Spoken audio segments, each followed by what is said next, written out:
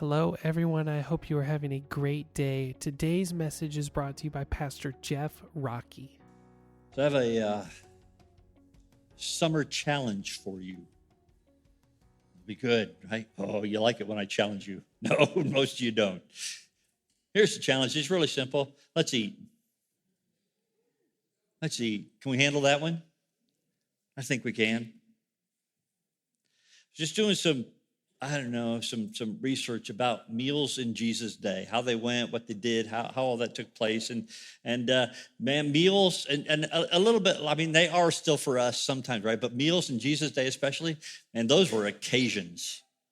Those were events, right? It was often a social event and not just about eating. Oh, don't get me wrong, the eating was good. But it was also about the social event that went all around it. And that wasn't just like, it did take place on special events and special feasts and all those kind of things, but I think it was more than that, right? Because meals then took a while to prepare. And you just didn't kind of gloss over that. It was, I can hear a good mom going, listen, I slaved over this, right? And I worked hard over this. And there's enough here. We're going to feed everybody we can. And by the way, you are going to enjoy it. Right? So it took them longer to get it all ready. And it was often for extended families or for communities, right? It wasn't just it just wasn't like, it probably did happen, right? Where the wife looks over at the husband, the age old question, what do you want to have for supper tonight? There was probably some of that, but it was also this thing of if I'm going to make it, and I'm going to spend time over it, we're going to feed extras. So they cooked for more than just themselves. And being invited somewhere was a big deal. It was a big deal. Right? So we're going to, they've asked us to come, we're going to go and we're going to enjoy, and we probably won't be the only ones. And, it'll be this big shindig and so in Jesus' day, I think meals were these, like I said, they were these events that took place. And there are several stories in the Gospels that center around meals. It's as funny as I started looking, Jesus ate a lot, or maybe not, I don't know about a lot, but he ate often, it seems like. So there's a lot of stories where it's like they're gathering around this meal, or they're going to this banquet, or they're going to this event, or they're going to that one, and and there's going to be food involved, and they center around meals and food a lot. And we're going to explore some of these over the next several weeks. And part of what I want you to consider is this. Here's kind of the question, the overlying question that is going to be throughout this whole series. Okay, are you ready? You can write this down if you want to. How can I use one meal this week to be more about relationship than eating? How can I use one meal this week and make it more about relationship than it is about eating? And don't get me wrong. So again, the challenge is let's eat, right? So eating is a part of it, but there's other stuff. And as I look at all these meals that Jesus is taking a part of, relationships in the center of it. I think that was often Jesus' perspective when it came to meals. It was more about who he was eating with than what he was eating. Now, here's the deal. You invite me over for dinner, I'm going to ask what we're having. Right? Is it going to be something that I like? And I'm pretty picky, just so you know. Right? But we're gonna have that conversation. Well, what are we having? All right. I don't think Jesus ever cared. I think it was just like, you invite me and I'm going. So we're going to start in the Gospel of Luke. And if you have your Bibles, you're going to want to turn to Luke chapter 5. And again, this is kind of the beginning of Jesus' ministry, right? This is early on. We've seen him do a miracle or two. He's starting to gather his disciples around. He's starting to gather those people around him that are important. He's starting to kind of establish a little bit of who he is with some of the people, but not everybody.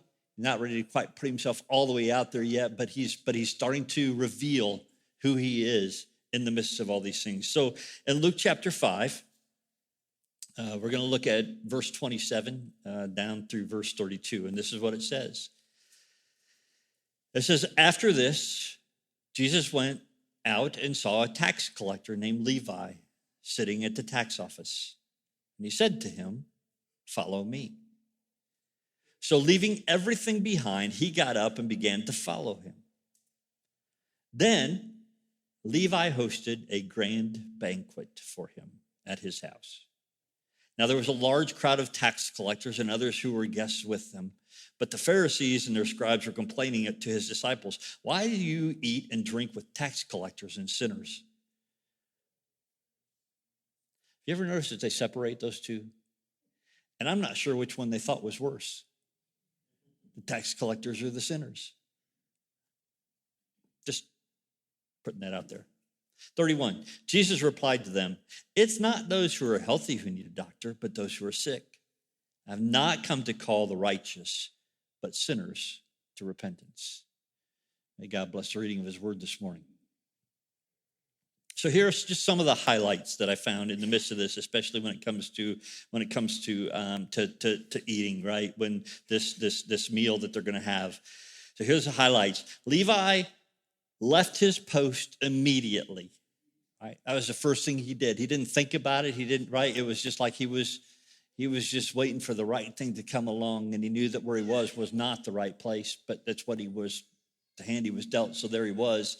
And so as soon as Jesus comes and says, follow me, Levi leaves his post and begins to follow him. And the first thing Levi does is go, I need to throw a banquet. I mean, I just hear that, right? Jesus says, follow me, and Levi, right, which is eventually Matthew comes to him and he goes, absolutely, I want to follow you. Come to my house. That's where we're going to start. See, Luke 15 has these three amazing parables in it. And these three amazing parables talk about the lost things and how when a person found the lost coin, or when a person found the lost sheep, or when the father found his lost son, what did they do? What'd they do? They rejoiced. They threw a party. They had a banquet. It's like, man, I found this thing that is lost. And because I found this thing that is lost, we're going to eat. And we're going to eat good. And I'm inviting everybody around. Right? So when they found that thing that was lost, they threw a banquet. In this case, the one that was lost recognized that he was no longer lost. And in gratitude, he put his own banquet together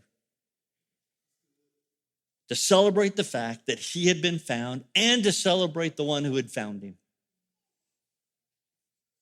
Matthew's like, thank you. Thank you. Come on, let me feed you.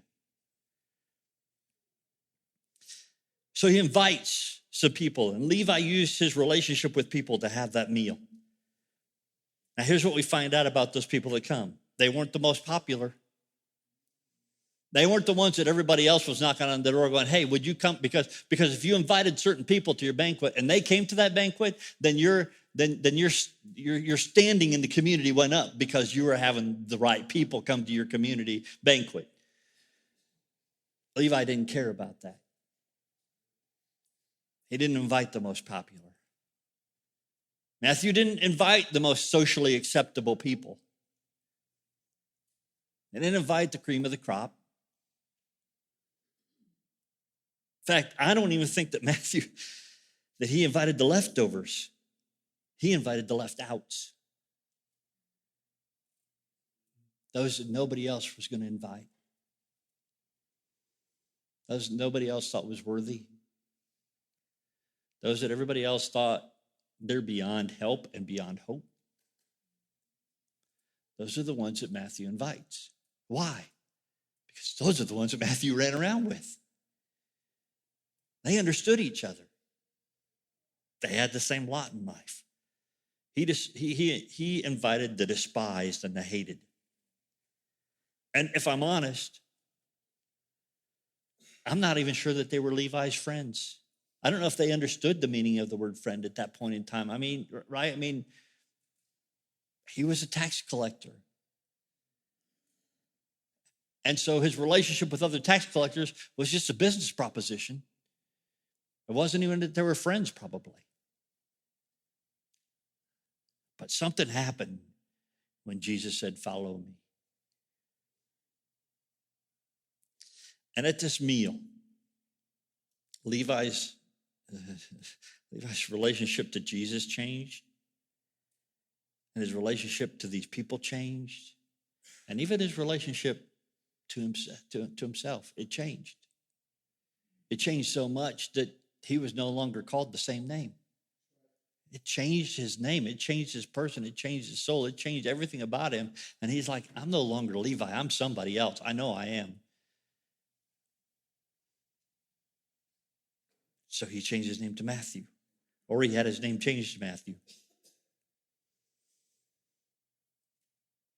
When you eat with someone, here's what I'm discovering in the midst of this. I mean, because again, right, this meal changed a lot of things. And when you eat with someone, you get to see a different side of people sometimes, right? When you sit down at a meal with somebody, you just get a different perspective on how they see things, if you actually have a conversation in the middle of that, right? And so he got to see a different side of those people that he invited. And I think, now it doesn't say this, but I think in the midst of that, what he started out with, just inviting, like, I'm going to have this banquet because my life has changed. And I don't know who to invite except for the people that I kind of know. And I'm not even sure they're my friends, but I'm going to invite them anyway. And in the midst of inviting them, his perspective and his attitude about those people changed, because they were no longer just people that was like, well, he even takes more from the people when they come to pay their taxes than I do, or he's not as good as I am, or this person here that's the down and out, they're that nobody else wants to say. All of a sudden they become real people to him, people that need Jesus. And so when you eat with somebody, all of a sudden your perspective on who they are changes a little bit. And the conversation during that meal often reveals things about people. I don't know what it is about food, but sometimes food can cause people to put their guard down a little bit more. And it's good. It's good. So Levi, he left behind his old life and his old name. And that life, like I said, that life change needed kind of a verbal representation. So he went from Levi to Matthew. And it just kind of reminded me of the story of Ruth, where Ruth, where Naomi is in another land, and all of her kin die, and they start to head back, and Ruth calls Naomi, she's like, Naomi, and Naomi says, don't call me Naomi anymore. Call me Mara, which means bitter, because my life has become bitter. That's a sad name change. But I think Matthew's was a good one, because he didn't want to be known for who he was and what he was anymore. And he wasn't that anymore. So Levi's meal changed his relationship to Jesus and even changed his name. And Levi's meal changed the way that people saw Jesus, I think, both in a positive way and a negative. Right? The negative way, right here.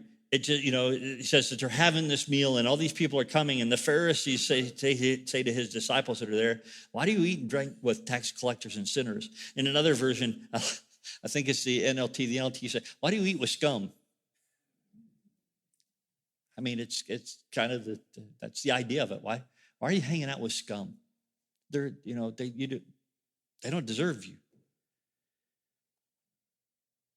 And so the spiritual leaders, as they looked at this meal that they were having and the way that Jesus interacted with them, they looked at it and said, this is a bad thing. You shouldn't do this. This is going to ruin your reputation. This is going to ruin how people think about you. This is going to have an impact on you from this point forward, and you need to start thinking about the people that you're going to hang out with.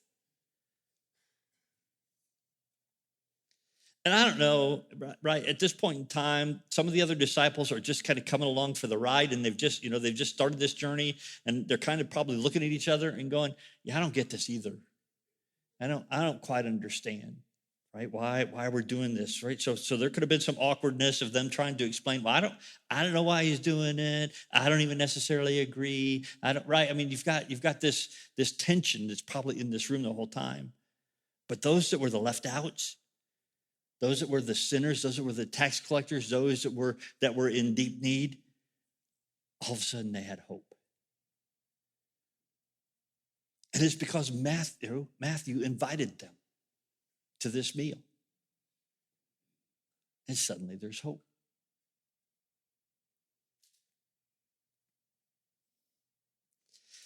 Notice what's missing.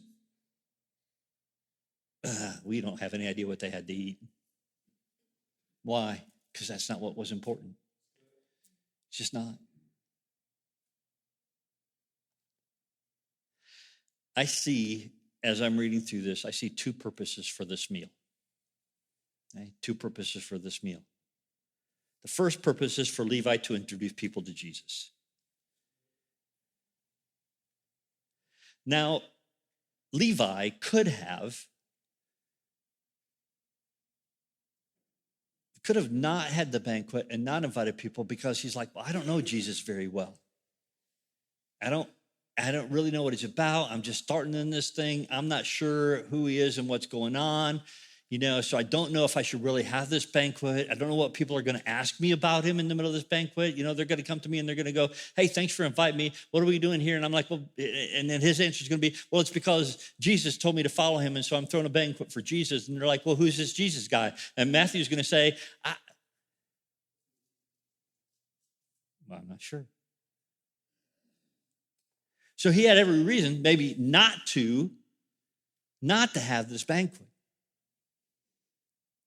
But one of the purposes for this meal is for the Levi to introduce the people to Jesus. And here's the interesting thing. If you look at it, I think if you follow it and you look at other passages where Jesus is having these banquets, Jesus was doing the hard work. Levi just put Jesus and people in the same place. That was his task in this. I just need to put these people and Jesus in the same place. And then in the same way that my life was changed because I happen to be in the same place that Jesus was, their life can be changed because they're in the same place that Jesus was. And I have to do the hard work. And I have to know everything. I don't have to have all the answers. I just know that they need to know who Jesus is. So I'm going to have this banquet and I'm going to invite these people that need to know who Jesus is. Again, Levi is simply the vehicle. That's all. And like it or not, he's used by God to get these people in this place. So one purpose is for Levi to introduce people to Jesus. The other reason is to establish one of the reasons that Jesus came, because he tells us right here. And he looks around the room, right? Why did, they ask him the question, why do you eat with these people? And Jesus says, because I came for the lost. I came for the sinners. And so part of the reason why we needed this banquet, part of the reason why this had to be written for us, part of the reason why we needed to understand this was because this is where we find the purpose of Jesus. I came to save the sinners. I came to seek and find that which was lost.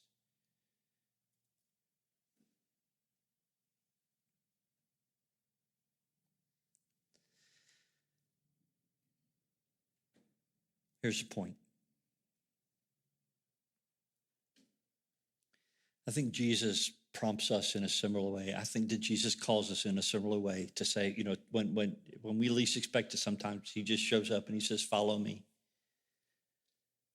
And he prompts us by putting people in our lives that need the invitation to the table, that need the invitation to the party, that need the invitation to the banquet, that need the invitation to the meal, that need the invitation to whatever it is that you're inviting them to.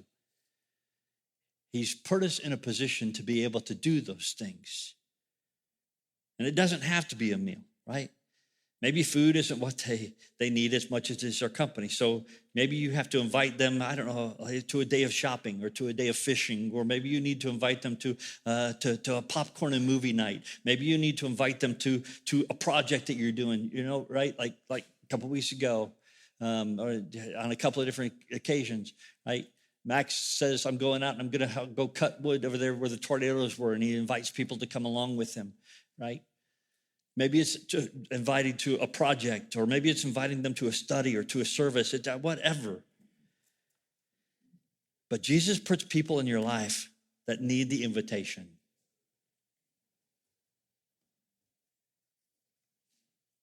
And here's the thing you need to understand. Jesus does the hard work of showing himself. You don't have to. You don't have to have all the answers. You don't have to be able to answer every question about Jesus and about what he is, who he is and what he does. You don't have to be able to explain all those things theologically, philosophically, or any other way. Jesus does the hard work himself. And we're just a vehicle that puts Jesus and people in the same place. That's it. And we need to let people see Jesus doing the hard work in our lives so that they understand that he'll do that hard work in their life as well.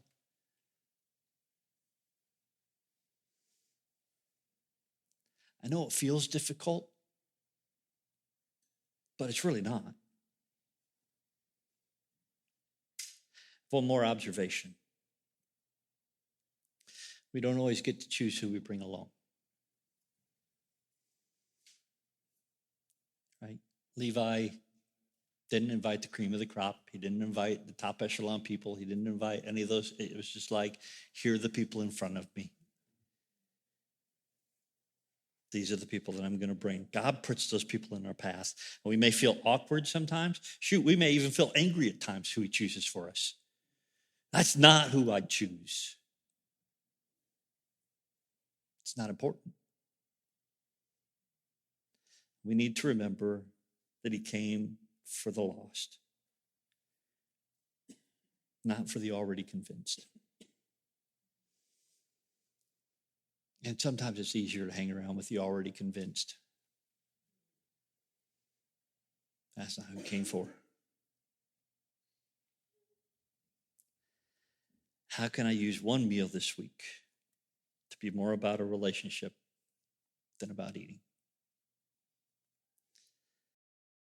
We hope that your life was enriched by today's word. If so, leave us a comment and let us know what stuck out to you today. Also, don't forget to subscribe to the channel so that you don't miss any of our new content. Have a blessed day.